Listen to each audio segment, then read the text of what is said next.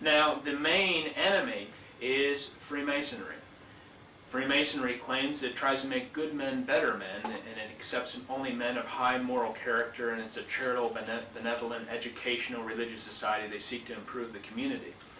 But what they fail to tell the people is that Masonry has another purpose that's completely unknown to much of the public and many of the Masons. Manly P. Hall, a 33rd degree Mason, said, quote, "Freemasonry is a fraternity within a fraternity, an outer organization concealing an inner brotherhood of the elect." So you have the invisible societies, a secret fraternity.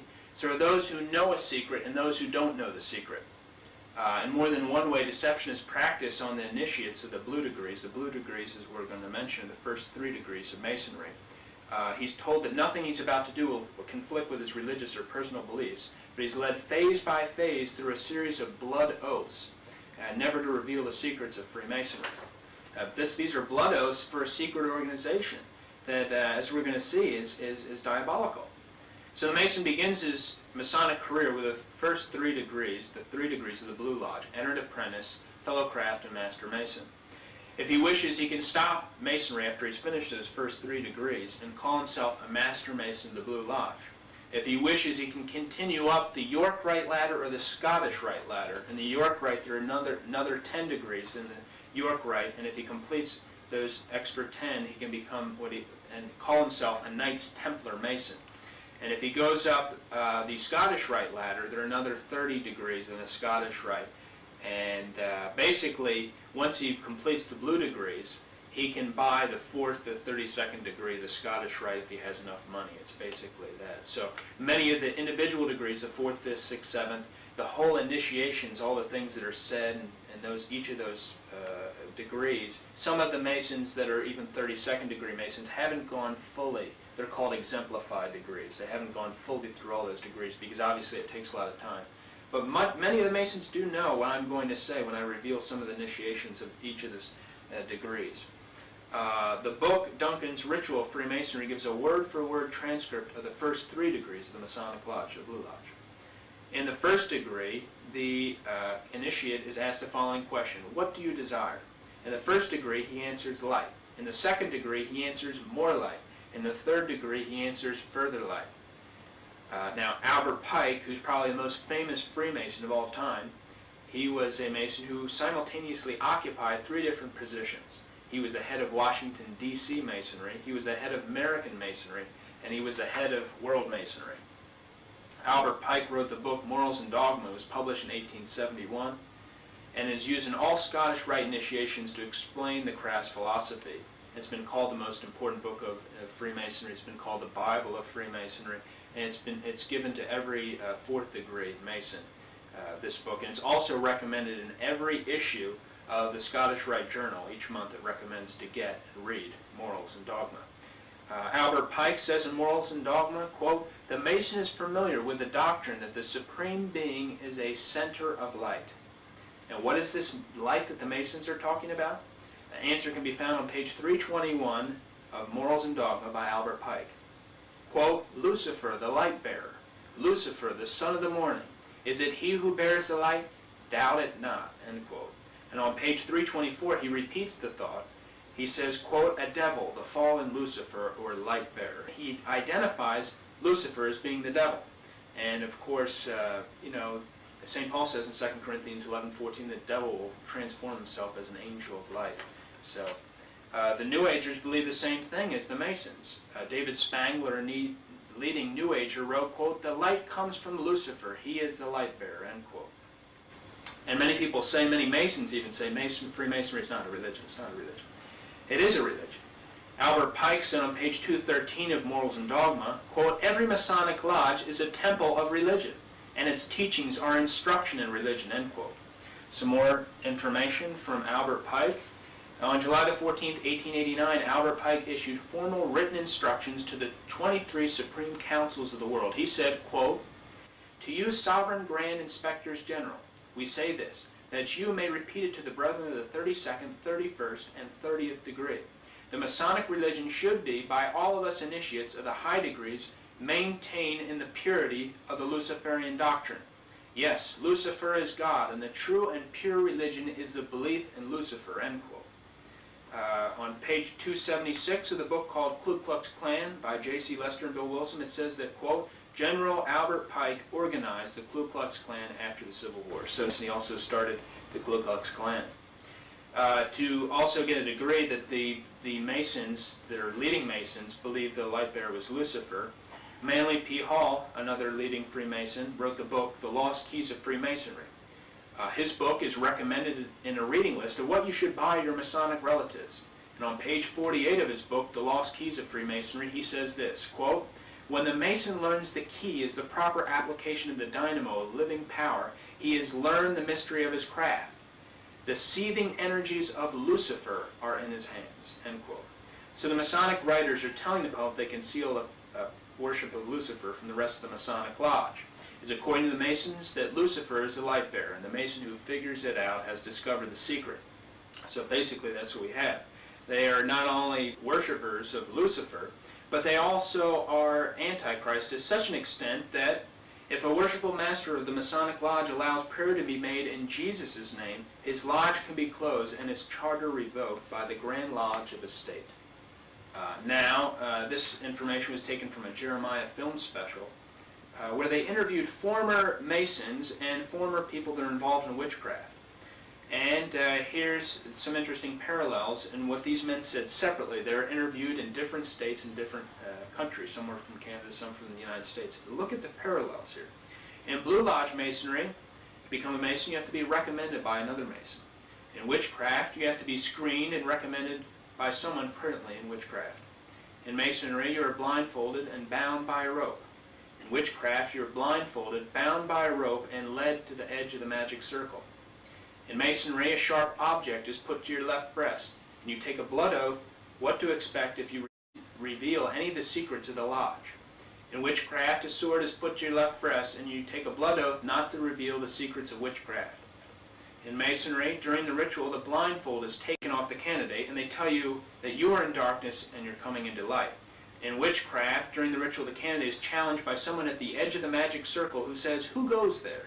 And the answer is, "One from the world of darkness." In Masonry, the Masons end their prayers with, "So mote it be." In witchcraft, they end their prayers with, "So mote it be." Now we're going to look at we're going to look at the York Rite of Freemasonry. In the York Rite, they claim only Christians can join the York Rite. In particular, what we're going to look at is the Holy Royal Arch degree of the York Rite. According to Jim Flanagan and other former Royal Arch Masons, in the opening and closing of every chapter of a meeting, the high priest asks another Royal Arch Mason, he's called the companion captain of the host, the question, quote, "Are you a Royal Arch Mason?" And the other Mason responds, "I am that I am."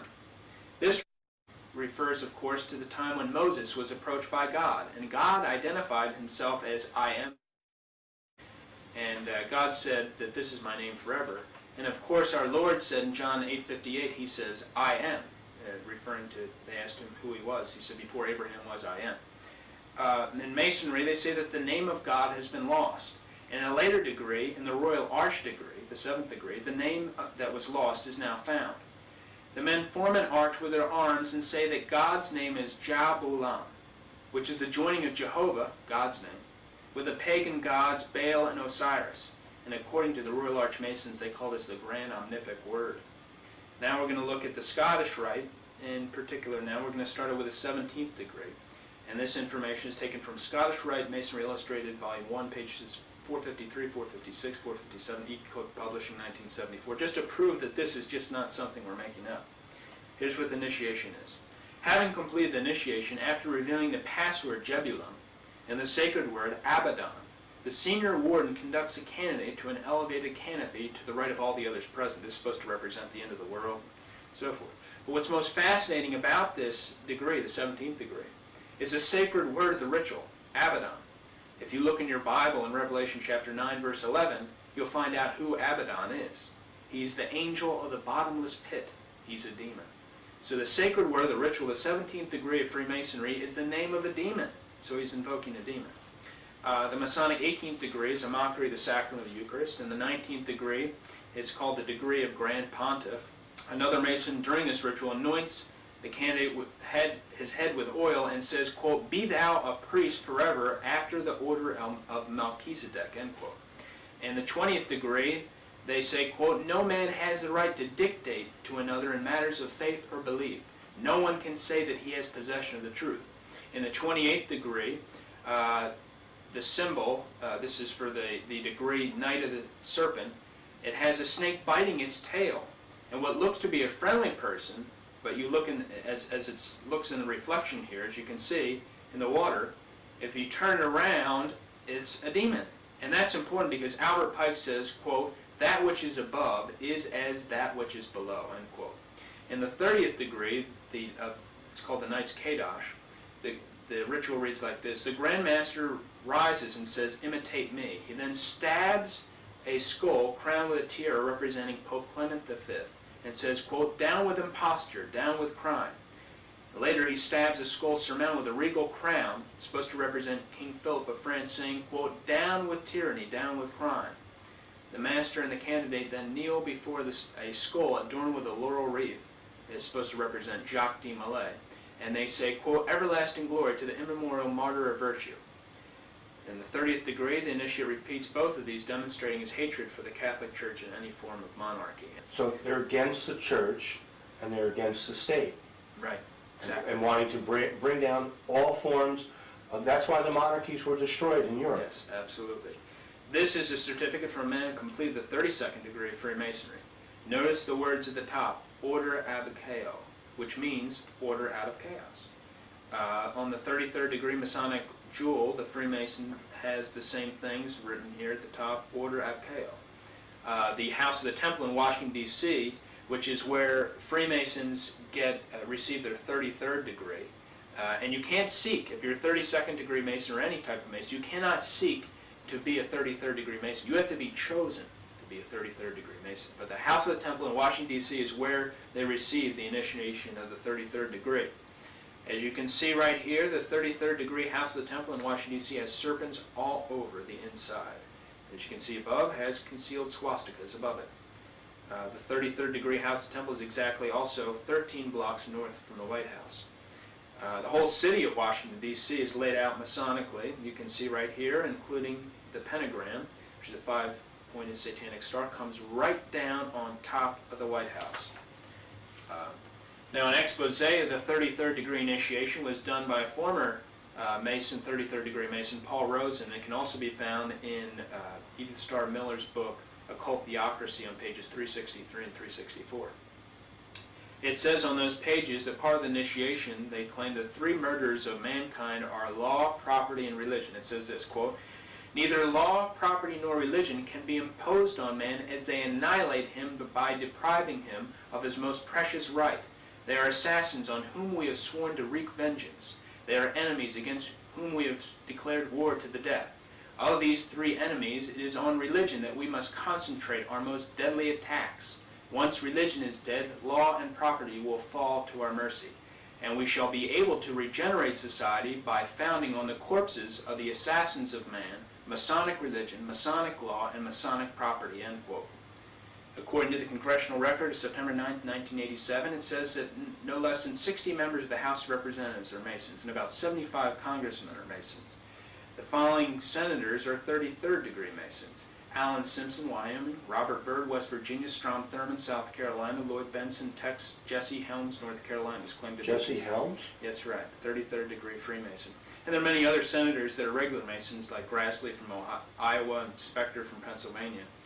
And 1996 Republican running mates Bob Dole and Jack Kemper, both 33rd degree Freemasons. Another so-called conservative, who many people thought was conservative, is Barry Goldwater.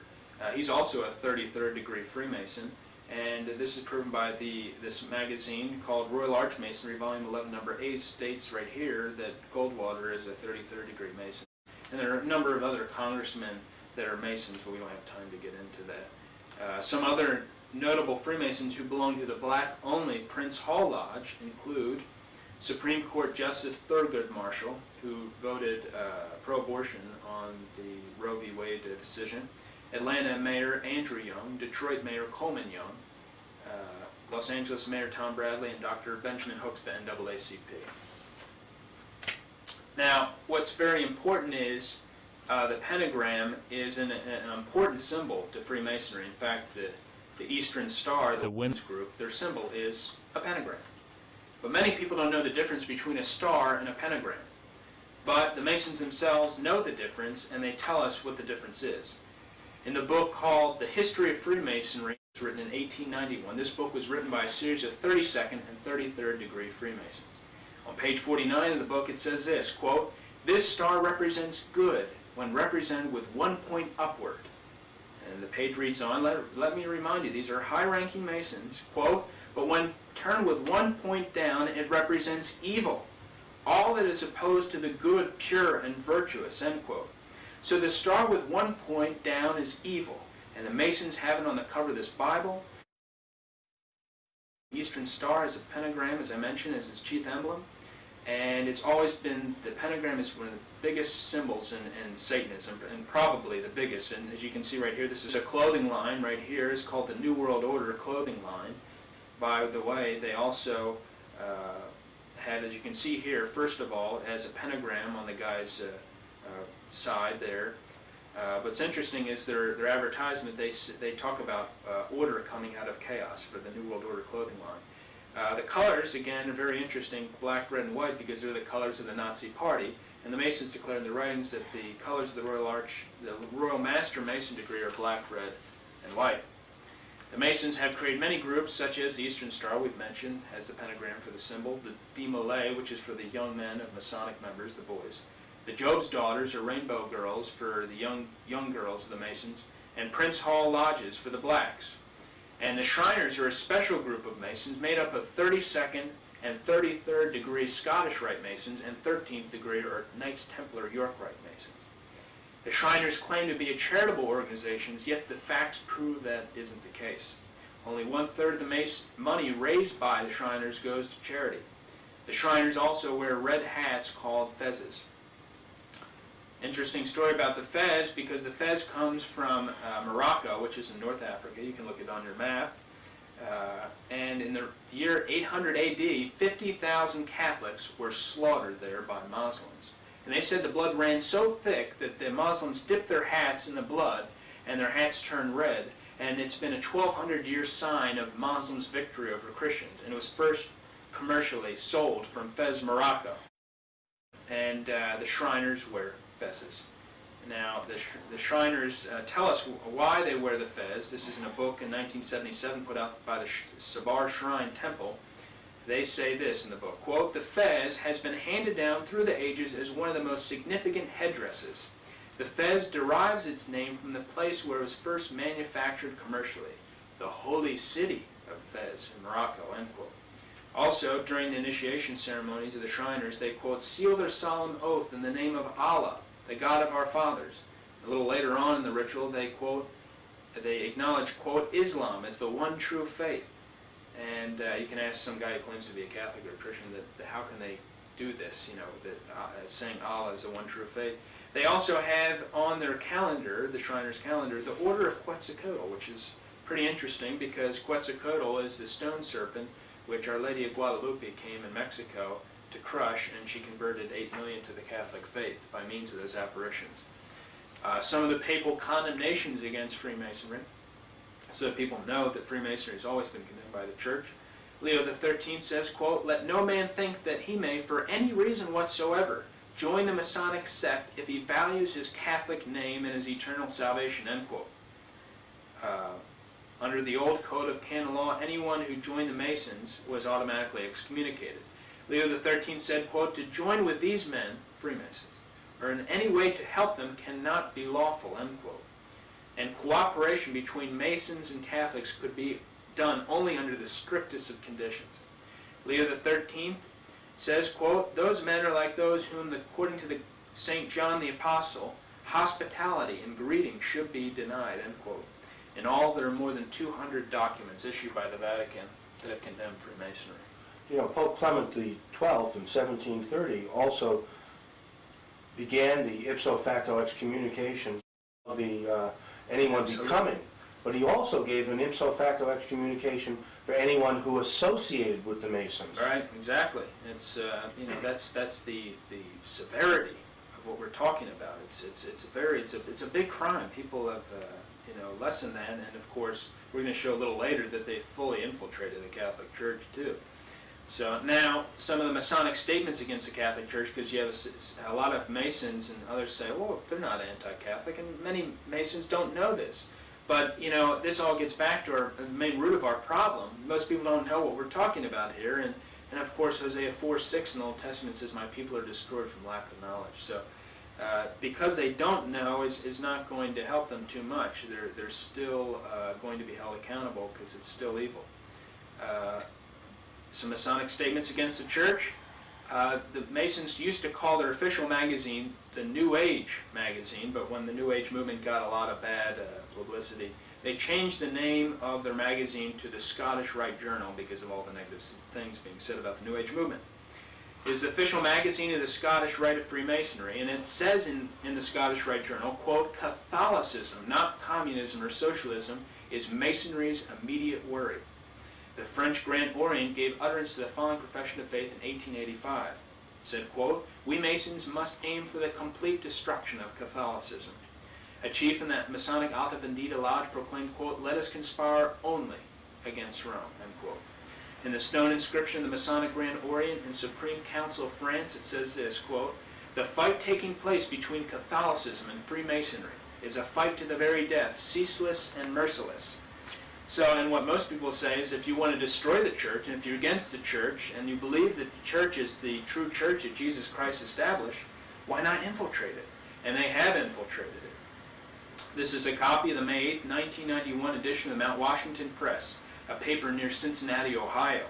It talks about how the Archdiocese of Cincinnati, Ohio sends all possible candidates for the priesthood to Joseph Wicker.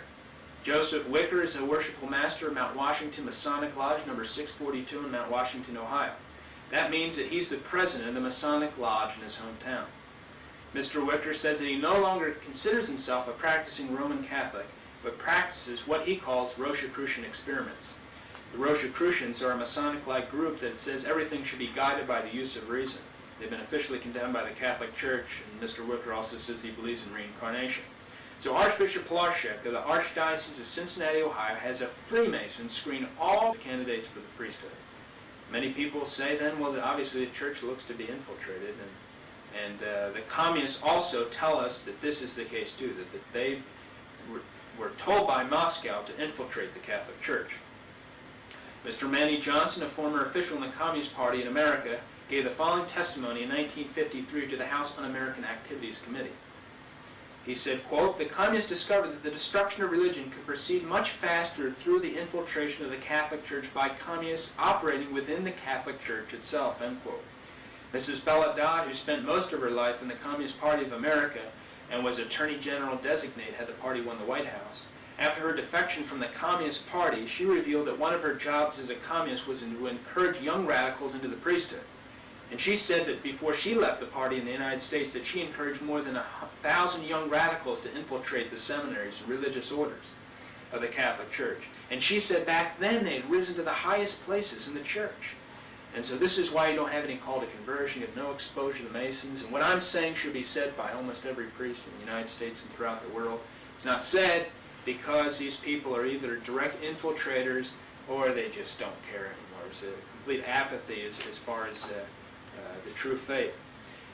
This is an interesting picture we have here. This is a grade 6 catechism. It was given to 6th graders across the country.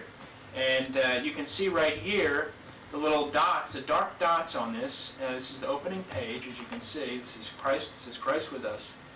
And you have these dark dots all over the page. And of course the communists are trying to achieve victory over the Church, and you can see the dark dots.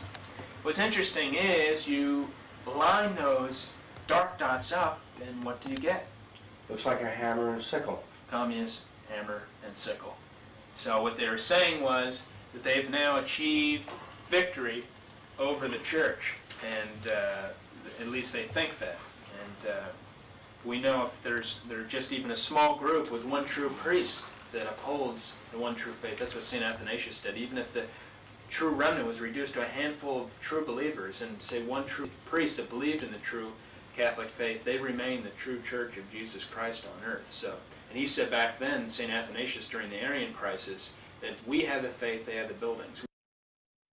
So there's a definite link between Freemasonry and communist philosophical thought patterns. Yeah, yes, exactly. And we're going to see now is, this is according to the book by Dr. James Wardner, Unholy Alliances. He says that Mr. Jim Shaw, former 33rd degree Mason who left Masonic Lodge, says that when he became a 33rd degree Mason, when he was initiated in Washington, D.C., at the House of the Temple, there was someone there, an internationally prominent evangelist, was there to help him through his initiation, and present there, who was none other than Billy Graham. So one of the biggest evangelists, Bible preaching religious figures, Protestant figures, is a Freemason. Well, according to that book, that's what it says. So that's what he put in the book. That's what he claims Jim Shaw said who was there. So that's interesting. Another person who I hope if he is a Mason, he's come out of the lodge. But Pat Robertson, there's a Masonic symbol called the lion's paw. It's like this, and that's a Masonic symbol. And Pat Robertson, this is the cover of the Time magazine, February 17, 1986 issue. He's given what looks to be the Masonic sign called the lion's paw.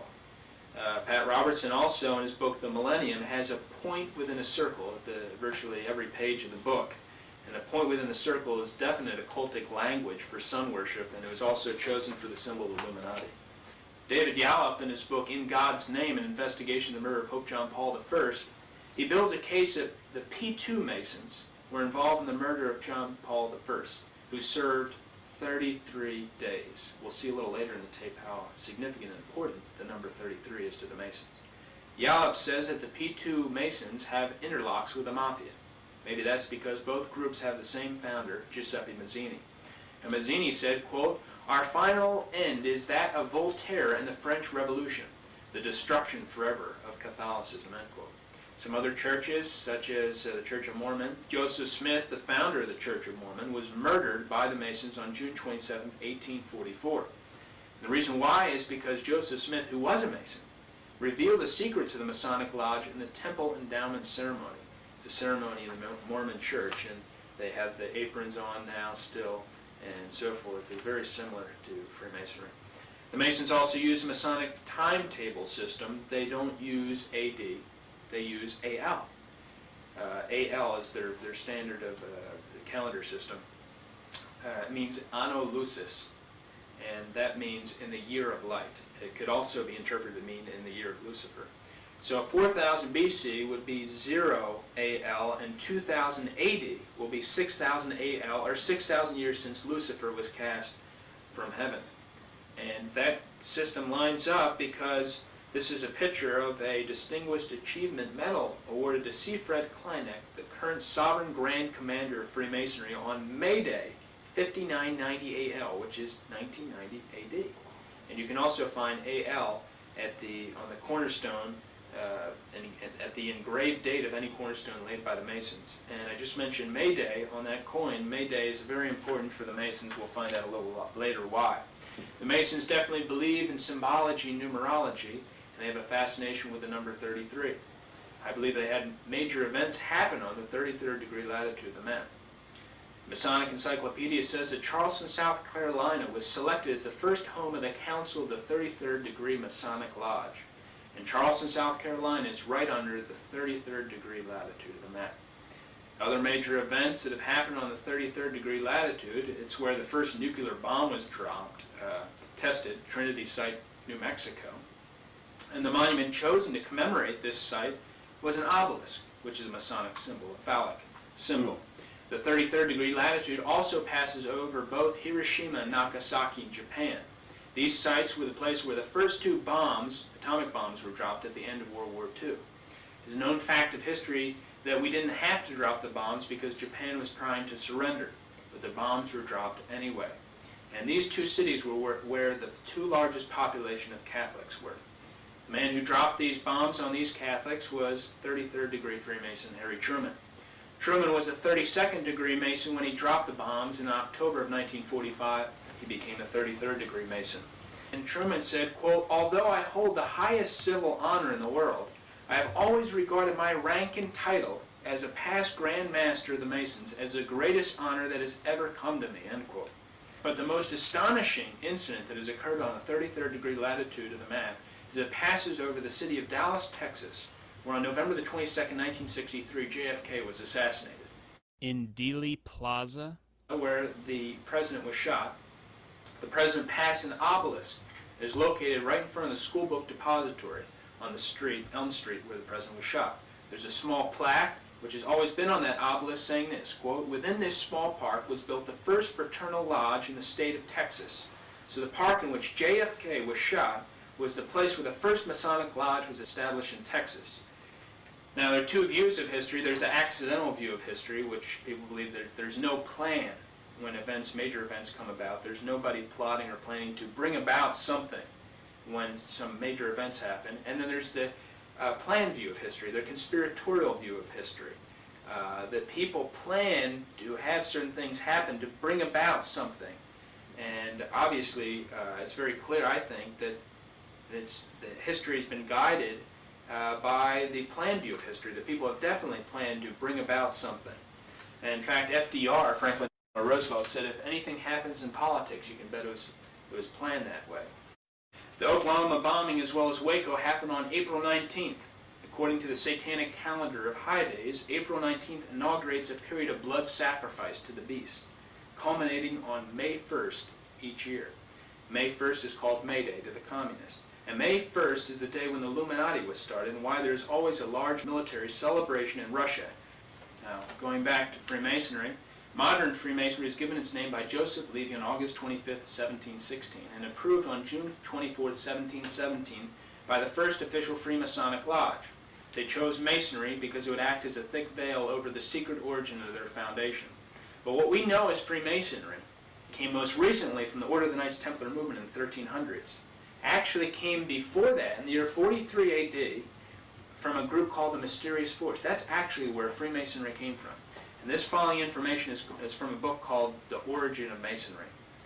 The Mysterious Force was established in 43 AD, and it started when a counselor to King Herod Agrippa came to him and complained that the followers of Jesus had a mysterious force, and that they should establish their own mysterious force to combat this Christian mysterious force. And the purpose of this group was to attack the teachings of Jesus and in order to preserve Judaism. King Herod Agrippa said, quote, "We will use the hammer because it was used to nail Jesus' hands and feet. Every session will be opened by striking the hammer 3 times, end quote." And you notice that judges have the hammer to bring order to the court. King Herod Agrippa said, quote, "We will make degrees. These will be 33, symbolizing the age of the impostor." And on November the 43 AD, the first official session was held in the first temple of Jerusalem, which was a basement in the palace of King Herod Agrippa. The meeting of the Mysterious Force was always held in the temple. That was the name, the temple. And in 1717, modern Freemasonry changed it to the name of Lodge. To prove that Masonry is of Jewish origin, we'll hear the following quotes. The Rabbi Isaac Weiss wrote in 1855, quote, "Masonry is a Jewish institution, whose history, degrees, assignments, signs, and explanations are of Jewish nature from beginning to end," end quote. The Jewish historian Bernard Lazare wrote, quote, "It is evident that there are only Jews and Kabbalistic Jews in Masonry's origin," end quote. And finally, Theodor Herzl, the founder of Zionism in 1897 in Switzerland, said, quote, "Masonic lodges are established all over the world to offer us help to achieve our independence. Those pigs and non-Jewish Masons will never understand the final objects of Masonry," end quote. So they're just useful idiots. That's it. That's exactly what's happening. Now, to find out what Jews believe in, then, we have to go to what they regard as their authority in religion. The Jewish Encyclopedia, Volume 12, we read, quote, "For the majority of Jews, the Talmud is still the supreme authority in religion," end quote. So, and the Talmud is the written word of the oral tradition of the Pharisees. The Universal Jewish Encyclopedia, page 637, says, quote, "The ultimate authority for orthodoxy is the Babylonian Talmud," end quote. And the Jews have embraced the Talmud for 20 centuries. Now, some of the things that are in the Talmud, we're going to repeat just a few of them. I'm not saying all Jews know what's in the Talmud or all Jews support what's in the Talmud, what I'm about to state. But nevertheless, it's there, and we have to repeat what's and expose what's in the Talmud. In the Talmud, the Catholic holy day is called the Day of Evil. A Christian church is called a house of evil. It is permitted for Christians to be defrauded and deceived. All Christians, including the best of them, should be killed. These are just some of the things. We don't have time to go through all the Antichrist parts of the Talmud. It's unbelievable what's in that book. Now, the Jewish Encyclopedia gives a person a definite view of perhaps hundreds of rabbinic statements on subjects, giving accurate summaries of what the Talmud generally teaches. Page 619 of the Jewish Encyclopedia, Gentiles are not called men but barbarians. Page 172 of the Jewish Encyclopedia, it says that Christ is in hell, punished with boiling hot excrement. And this is what we have here. And basically, the Talmudic Jews are the main force bringing about, the main power. There are many tentacles of this arm, but the main power is the Talmudic Jews are bringing about this Antichrist kingdom. Also in the Jewish Encyclopedia, there's no criticism of socialism or communism, and there, in fact, they say that they're instrumental in founding and making socialism flourish. In fact, Jewish international bankers financed the Russian Revolution. And now we want to look at some, and in Russia itself, you talk about the people leaving Russia before, say, the 1980s and glasnost and perestroika. 15 years of hard labor was considered a light sentence for a Gentile caught trying to escape Russia. That was before the 1980s. In Israel, now let's take Israel, under Israel's present anti-missionary law, 5738 passed on December 25, 1977, if a Christian is caught giving a New Testament to an Israeli, he may face a jail term of up to 5 years. Notice the date on that law, December 25th, Christmas. Now let's take a few Jewish publications from the 20s and the 30s to find out what the Jews really believe. Okay, we're going to go back to prove that we're not just bringing up some current day wild wacko Jewish publications.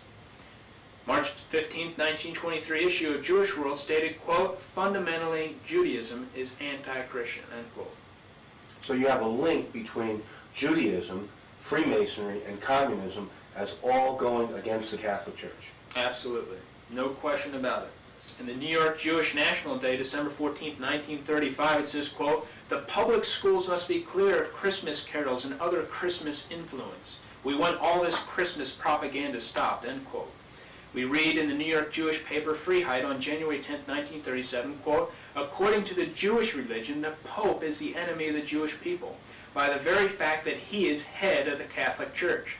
The Jewish religion is opposed to Christianity and to the Catholic Church in particular, end quote. And they also have watchdog groups like the ADL. They were caught out in San Francisco spying on the people and so forth. We don't do them any charity by saying they're doing a great job, and this is ridiculous. They've rejected Jesus Christ, and our Lord says in John 14:6, I am the way, the truth, and life. No one comes to the Father except through me. That's why they don't worship the one true God, and that was very clear by what our Lord stated to them in John chapter 8, where he said, if God were your father, you would receive me. But God is not your father is the devil, John 8:44. So they don't worship the one true God. This is ridiculous. So we have to hope, and it's my charity. I have no hatred. It's not based on emotion. This is facts. I'm bringing us very clear what I'm stating here. And I truly wish for the conversion of all Jewish people to the one true faith. I wish for eternal life for all of them. But they have to be exposed to what they're doing and how they're attacking the one true church and God himself, the true God, and helping bring about this Antichrist kingdom and world. That's what's happening. Basically this gets back to the prophecy of Isaiah. He said, in Isaiah it says, woe to that sinful nation of people loaded with iniquity, a wicked seed, ungracious children. They have forsaken the Lord. They have blasphemed the Holy One of Israel. When you stretch forth your hands, I will turn away my eyes from you. When you multiply prayer, I will not hear, for your hands are filled with blood. Isaiah 1:4-15. And this, of course, refers to in the New Testament, Matthew 27:25, where the Jews said, let his blood be upon us and our children. So that's what we have now. But they are definitely coming to power, there's no question about it. And also, if you look on products now to show the amount of power that they're getting, You'll see on almost all your products, the letter U on your product stands for the Union of Orthodox Rabbis, and the K you'll see on many of your products stands for kosher. And this is basically a food tax. It's put on companies. From what I've read and been told, these companies have to pay for these symbols to be put on their products, and if they don't put them on their products, they'll be boycotted. And it's like hundreds of millions of dollars each year the rabbis take in from this. It's unbelievable. So they can't even use their products in the distribution chain without putting the U and K. Well, I don't know if they absolutely have to have it, but all I'm saying is that from what I've read and seen, they'll be boycotted if they don't do that, you know. Right. And, now, going back to what all this Freemasonry is rooted in, it's rooted in the Jewish Kabbalah. The Kabbalah is the Hebrew word for received tradition. The Jewish Kabbalah is a medieval Jewish book of occult philosophy and magic based on mystical interpretations of the Old Testament. The Kabbalah is important with magicians, sorcerers, witches, Satanists, as well as Masonic philosophers. And all the things that I just mentioned that are rooted, talked about Freemasonry, gets back and is rooted in the Jewish Kabbalah. The book Morals and Dogma has 65 pages dealing with the Kabbalah. Page 741 of Morals and Dogma says this, quote, "Masonry is a search for light. That search leads directly back to the Kabbalah," end quote. Page 770 has a picture of the Kabbalah. Pike also said, quote, "All the Masonic organization's secrets and symbols are borrowed from the Kabbalah." So the importance of what I'm saying is I've shown throughout this video that their main attack has been against the Catholic Church. And people have to do the right thing in these critical times because the time is running out.